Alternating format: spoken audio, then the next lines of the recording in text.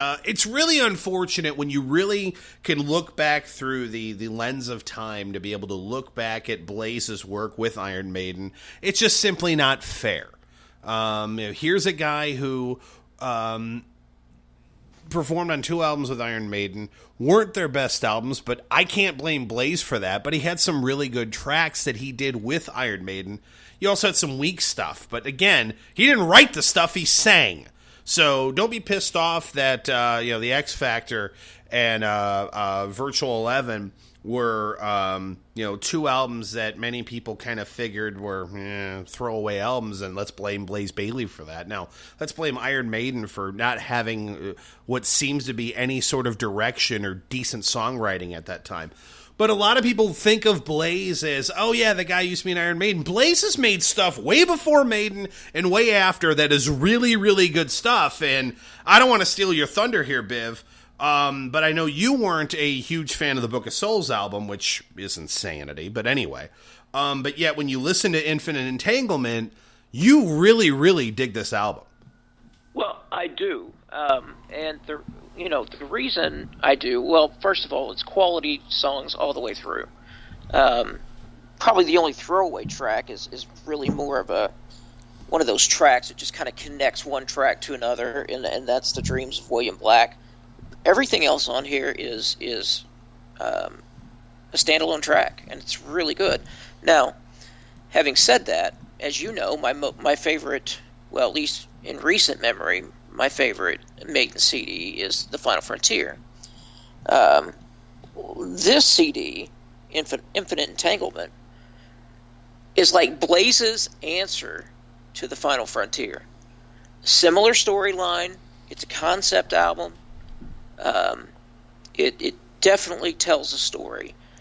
And there are certain tracks that you listen to, like What Will Come, which is kind of you can picture Blaze like in this spaceship, like traveling with his back to the earth, and he's, set sail into the open space seas, if you will, and he's singing this alone in this ship. And you can, if you listen to it, you can totally envision Bruce Dickinson singing this. I mean, it's written that much like an Iron Maiden ballad, which I know there aren't many of those, but this is, if you enjoyed The Final Frontier as much as I did, you will totally love this CD as well.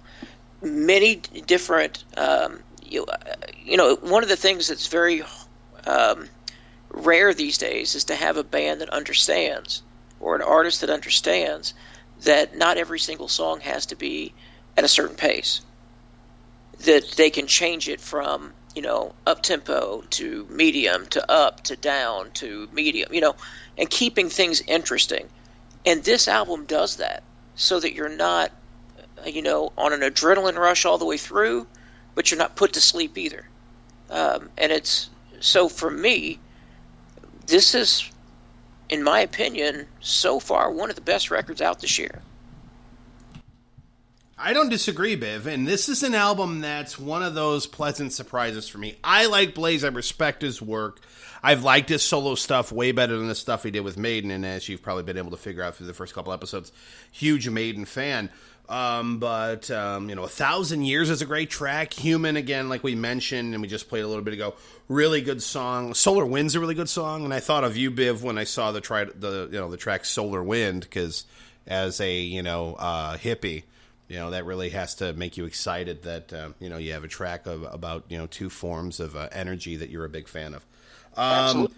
But, really, really, 12 songs with the, you have Shall We Begin kind of closes the album out. This is a loose, I haven't been able to see anything that says this is definitively a concept album. But I can see that, there's definitely a theme to it. Throughout the entire album, and solid performance from Blaze. And like I said, and we played the clip in the beginning, just completely vocals that you hear within 10 seconds and go, that's Blaze Bayley.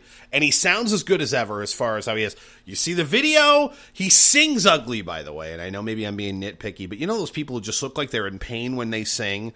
That's Blaze Bayley. But regardless of what the look would be, what comes out of the pipes and what you hear in the record is really, really solid. And despite the vinegar strokes in every video that he has, and if you don't know what vinegar strokes are, check out the league and you can find out exactly how what those exactly are. But anyway, that's going on what you see him do, but what comes out of the pipes and what you hear on the album, rockin' stuff that I've been really impressed with, and probably one of the more surprising releases that we've got to review, that I've reviewed over the last 4 episodes, that I was really pleasantly surprised at how, I guess, maybe little expectations I had going into it versus what in the end it ended up being. It ended up being an incredibly good album. So what did you give it? 4.5 out of 5, man. I thought it was really good. That's exactly what I'm giving it as well.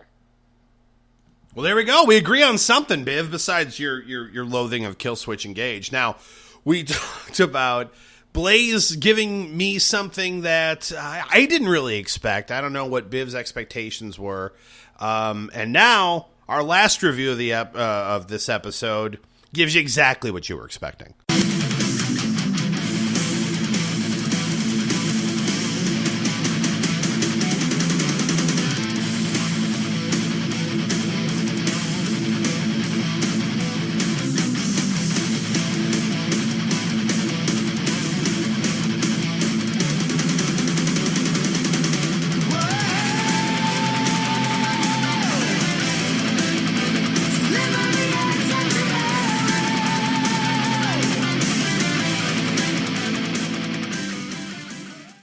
That is Moonlit Night off of Sinbreed's most recent album, Master Creator. And like I just said a little bit ago, there are certain albums, certain bands that you put on on their CD, or you listen to a track, you listen to the first song off the album, which is Creator of Reality, and you go, yep, this is good old Sinbreed.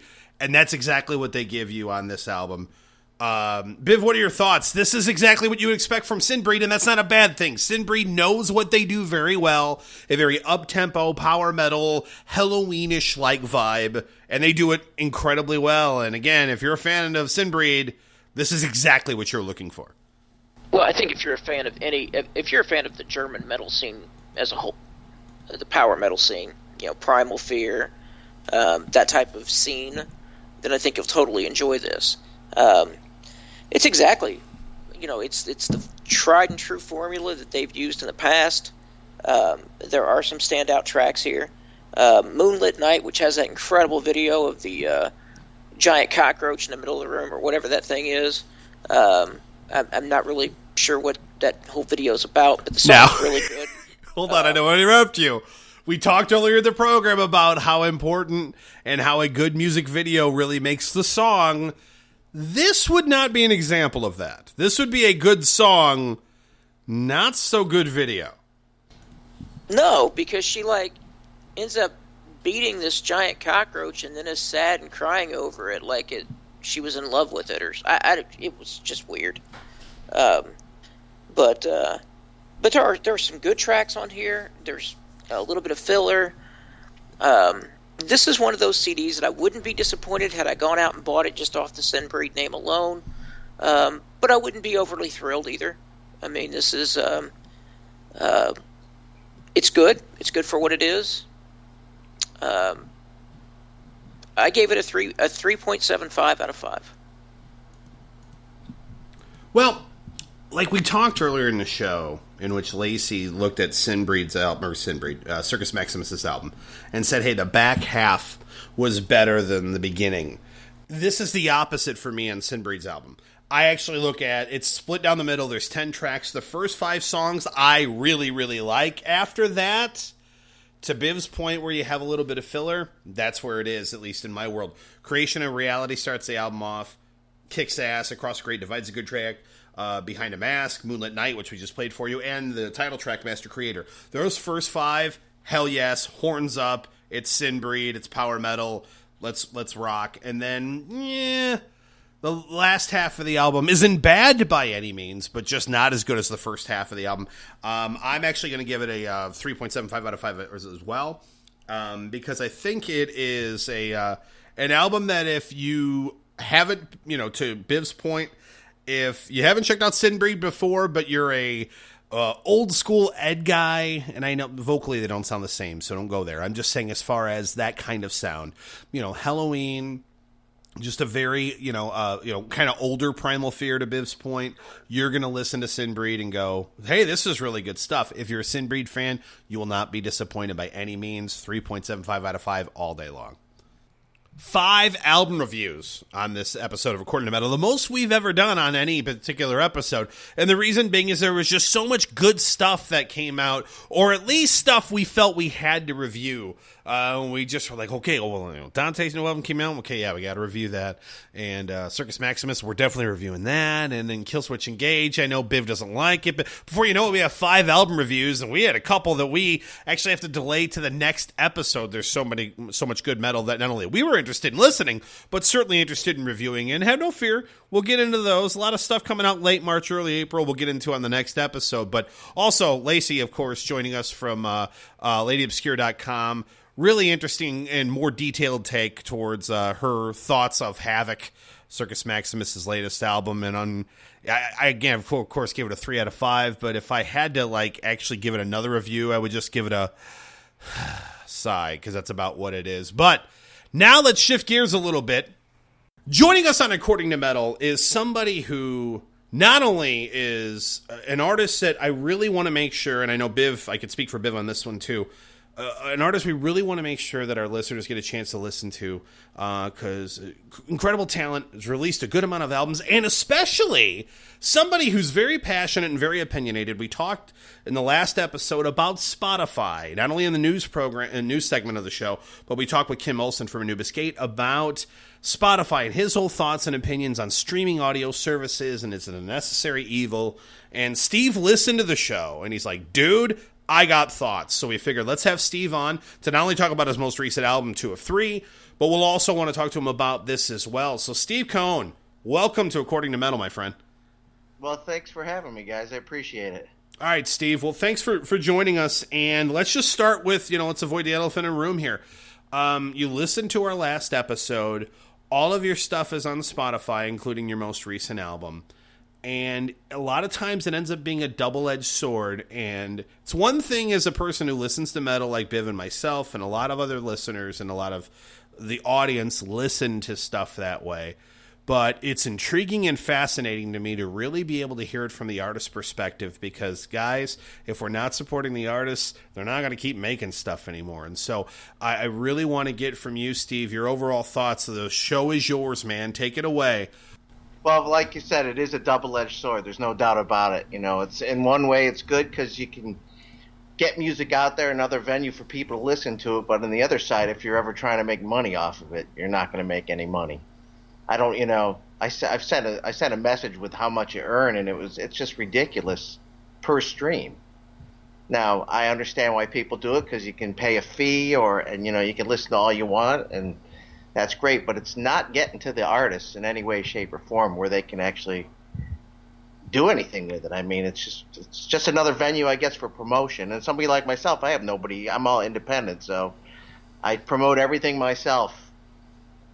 I don't really think it's a great thing, but I understand why it has to be there. And chances are I probably won't put my next one out on it, just because people won't buy music. If they can do that and listen to it for free, they're not going to buy a song. And you can buy a $5 cup of coffee, but you can't buy $1 for a song. That doesn't make sense to me, Good point. No, it's a really good point. And I'll be honest, and my wife, who doesn't listen to the program and does not share my love of metal. But I will mention this for one simple fact, and you brought up a good point, Steve, and you just mentioned something where it's like, look, I don't think my next album I release is going to be on Spotify. I will admit this, and it came out of my bank account, which really I may edit this out so you don't actually hear this on the program. But my wife wanted Adele's new album, and it is not something you can get on Spotify. It's not something you can stream. And we have Spotify. We use it. We listen to it. And it probably is the first album she's bought in probably 2 years, at least. But it was one of those things where it's like, I want to hear it. I want to own it. So guess what? I'm going to buy it because I like the music.